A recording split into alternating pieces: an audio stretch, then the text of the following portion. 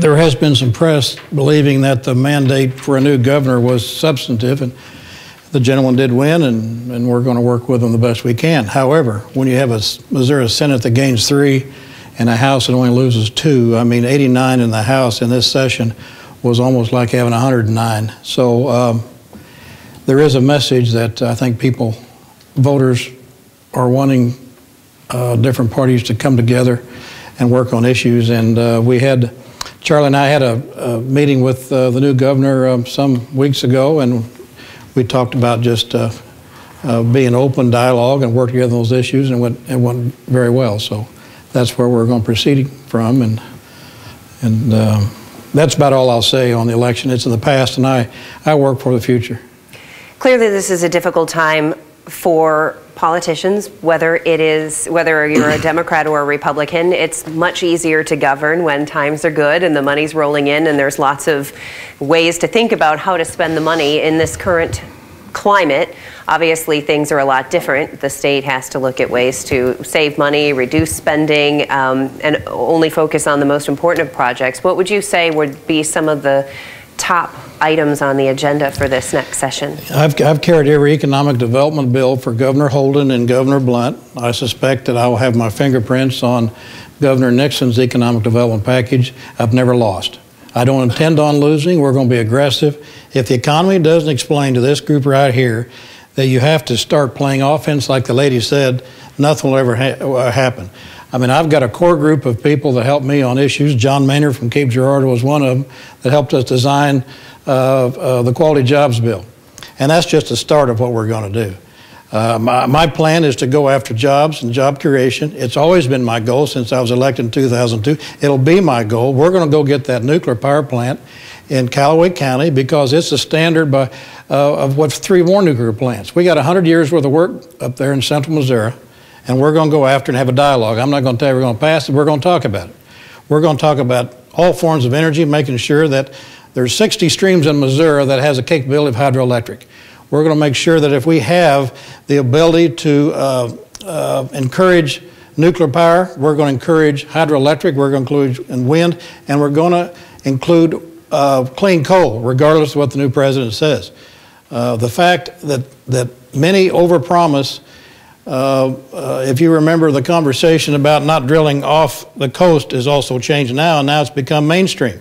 A year ago, if we'd have talked about nuclear power, you'd have laughed me off the stage, and now it's mainstream in less than 6 months. I mean, the whole paradigm is changing, so we're going to be, in the House, we're going to be aggressive.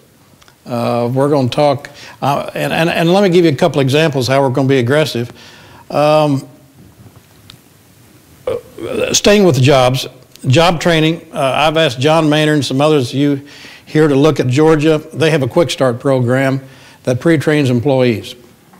And what we need to do when we go out and look at a company, regardless of the size, to say you have, let's just say you're building widgets and you need a special trained people for widget making, we're going to pre-train them, and then when we go out to your company, said we have land incentives, we have capital incentives, we have economic development incentives, we have tax credits, and we have a trained workforce ready to walk in and start working with your people to build your product right now. That's what Georgia does.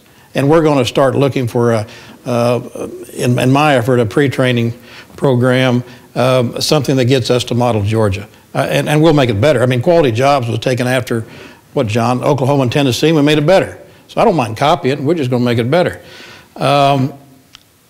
Pro-growth, Kansas City and St. Louis both have pro-growth initiatives. What my goal is to make sure it's fair for all your cities around, whatever city and size you guys represent, whether it's in St. Joe or Joplin, it's going to be fair. When we did Quality Jobs, it was based on new jobs. You didn't get a tax credit unless you gave 50% of health care, unless you paid over the county average wage, and then you got, based on how much you paid, you got additional withholding tax incentives, and that was a fair, making a difference. We still got some work to do in companies under 50 employees. We still don't have a real good package for under 50 employees, and we're working on that. We're going to need a conversation about transportation infrastructure. and I'm talking about all forms of infrastructure, whether it's the IT network and getting to rural, or whether it's highways and byways or streams and ports, getting deep water vessels to New Orleans, and so we can ship down the Mississippi.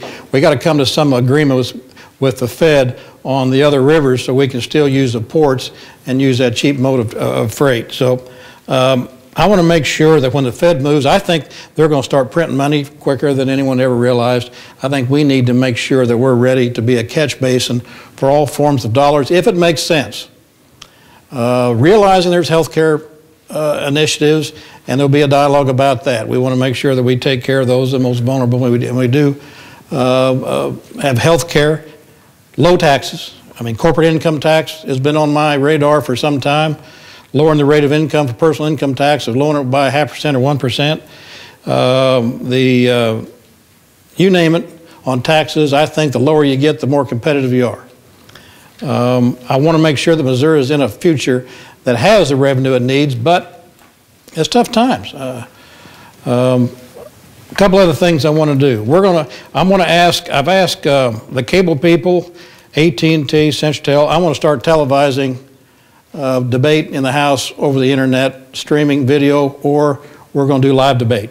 I think times demand the transparency that taxpayers see what's going on in the House of Representatives. I'm going to start an initiative. If you go to the Capitol, and this is completely different, but it's just something I want to do. The Capitol in the state of Missouri is beginning to crumble.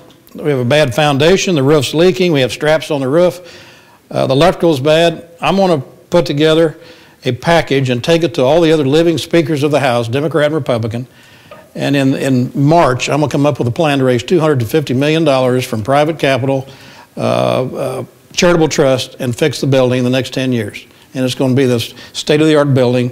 And if we're going to do this deal with the Chinese in Lambert Field, which I've been clamoring about trying to help Lambert Field, these airports, we can dang sure do the People's Building in Jeff City.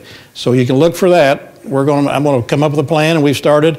And all the speakers are going to come under one roof. Once I have a chance to talk to them, I've got to get some things through the Fed and make sure it's tax exempt and makes sense. So we're going to start doing that. I've been going with two governors to the Japanese American Chamber of Commerce for 5 years, and they've really thought they have Missouri. I mean, they will not come to Missouri unless you have a pre-training, right to work, some tax giveaways, and free land. And I tell you what, in the last 2 weeks ago when I was there with the governor, with Steve Johnson and some others, and Dan, they're in trouble. They're in more trouble than we are. And now they're looking at, yeah, we like right to work, and you ought to have a conversation about that. But in those states, those Sun Belt states where we have gone because of right to work and training issues, we're running out of trained employees, and now we're having to start looking other places. He said, Missouri, these companies, and I'm talking about the biggest companies in the world, and you know who they are looking to other places in Missouri because of their central location and because of a trained workforce. And if we can just tweak a couple of things, I'm telling you, Missouri is going to be poised for a great future. But the Japanese have a different take, and I think they understand who's over their shoulder, the Chinese, and if they don't get in the game, they're going to be just a shadow of their former selves. Times demand a new agenda. I think you're going to see Democrats, Republicans come together working as we did in economic development. I've never passed a bill in the House that wasn't unanimous in committee, that wasn't either by 100 to 130 votes in the House and sent to the Senate. And that's the agenda that we're going to take in the Speaker's office. And we're going to work on those plans that benefit the working man and woman, capitalism, market principles, chamber issues, low taxes, good paying jobs, and put Missouri in a place where we're going to be competitive. We're going to bring corporate America back to headquarters in Missouri.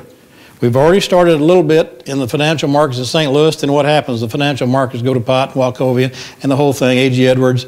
So, I mean, we'll work through it. I mean, we have great minds and we have a great potential for business in St. Louis.